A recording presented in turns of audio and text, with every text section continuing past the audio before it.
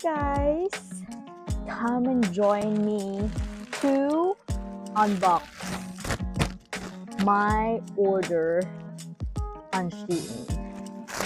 Shein, whatever.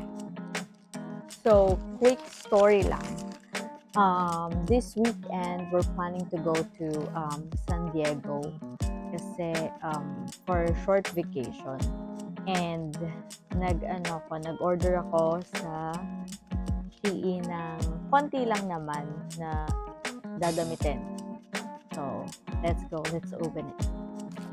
So, ito hard.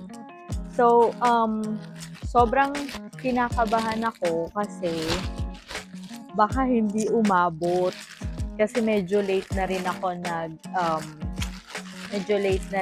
nag-order. So, finally, dumating na. So, here.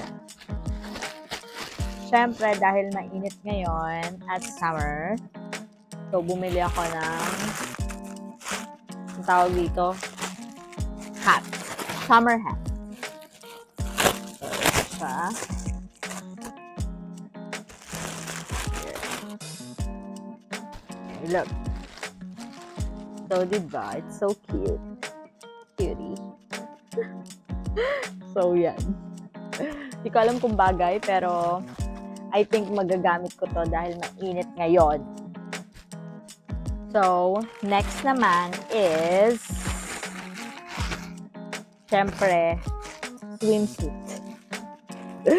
Yan. Kasi nga, punta kami ng water park. So, kailangan ko ng swimsuit. So, this one is gusto ko yung ganyan, long sleeve. Kasi, you know, so here, that.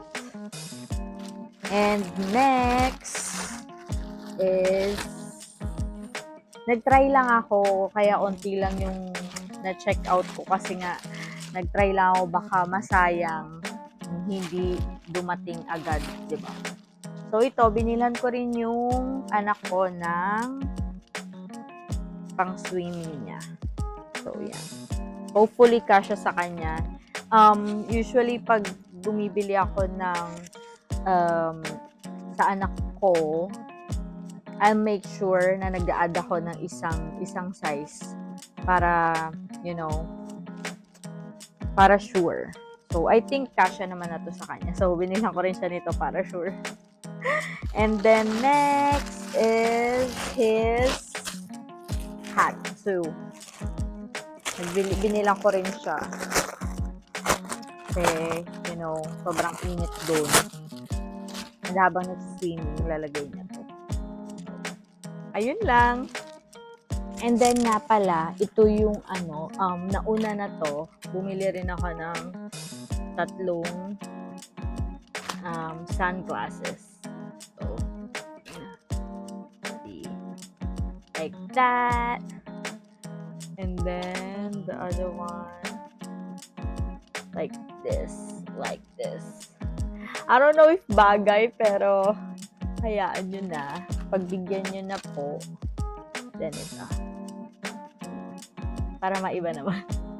So, ito, this yung may spike. Tinatry ito ng anak ko. Sobrang nagustuhan niya. So, maybe ito ipapagamit ko sa kanya or this one. Kasi, tama lang siya sa size ng face niya. So, ayun. Yun lang, guys. Thank you. Bye!